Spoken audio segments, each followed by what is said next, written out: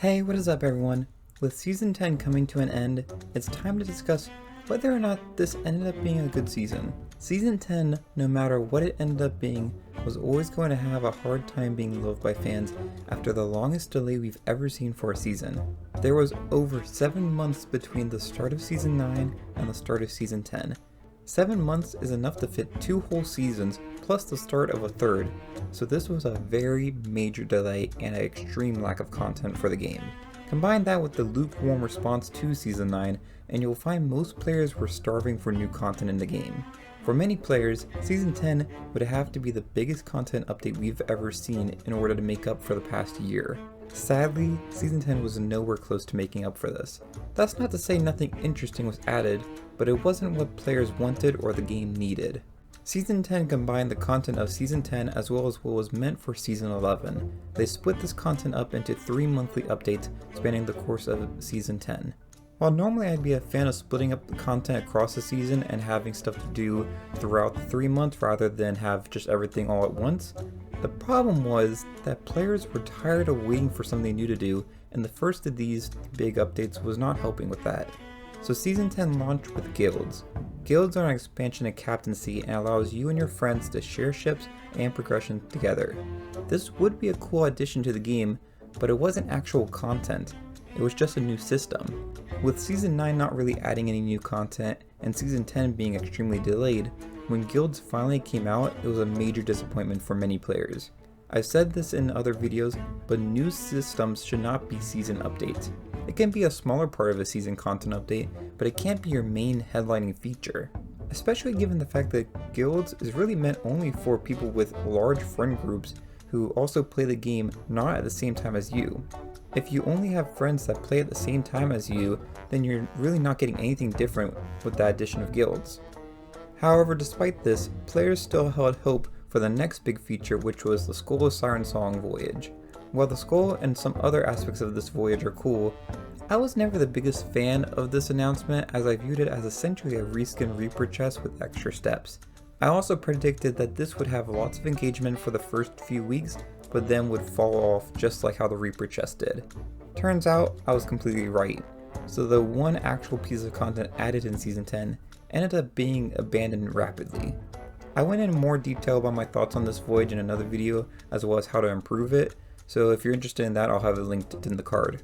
The final update for Season 10 is probably the most controversial thing Sea of Thieves has ever done, and that is the addition of Safer Seas, which is a PvE mode that, with some restrictions, allows you to progress the game without the risk of other players. I'm not going to go into how I feel that this goes against what Sea of Thieves used to be in this video, but I do want to discuss why this was another example of how Sea of Thieves is struggling in 2023. Safer Seas just ended up being the same game, but stripped of the PvP features. This was another update that did not add any new content and relied on the idea that players would still be interested in doing the same things they've been doing for a long time. Looking at our season cosmetics, both the free and plunder pass this season were decent, however not really noteworthy. Nothing in either pass looks ugly, but I can't really say anything stands out either. The only thing I really loved is the collector's figurehead from the plunder pass, which is pretty cool with all the lightning effects.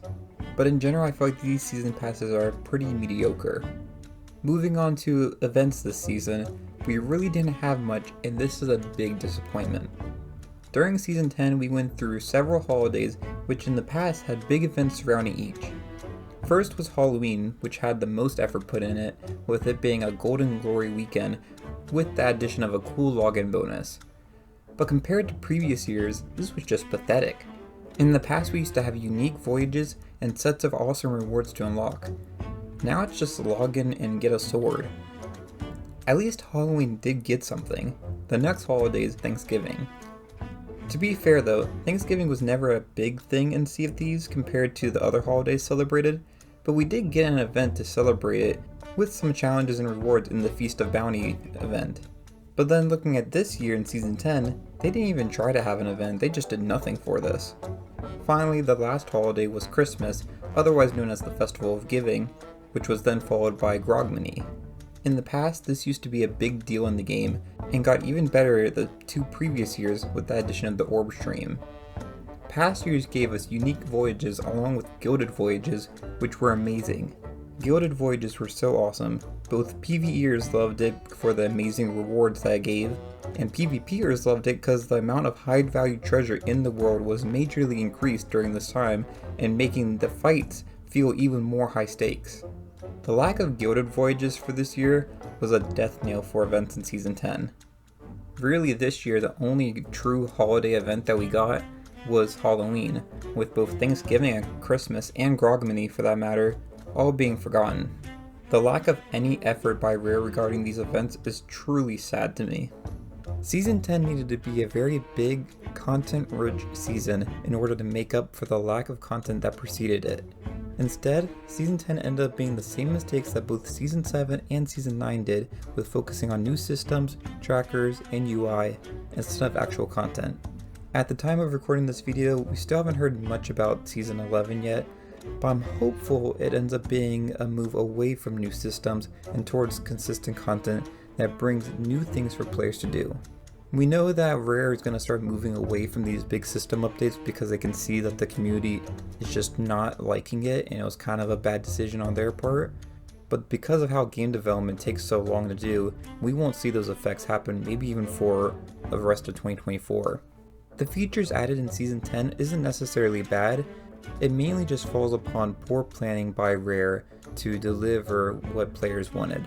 But with all that said, let me know what you think about Season 10 of Sea of Thieves and what you thought was the best and worst parts of this season. That's all I have for this video. If you enjoyed, it'd be great if you like and subscribe. Until next time, thanks for watching and I'll see y'all later. Bye y'all.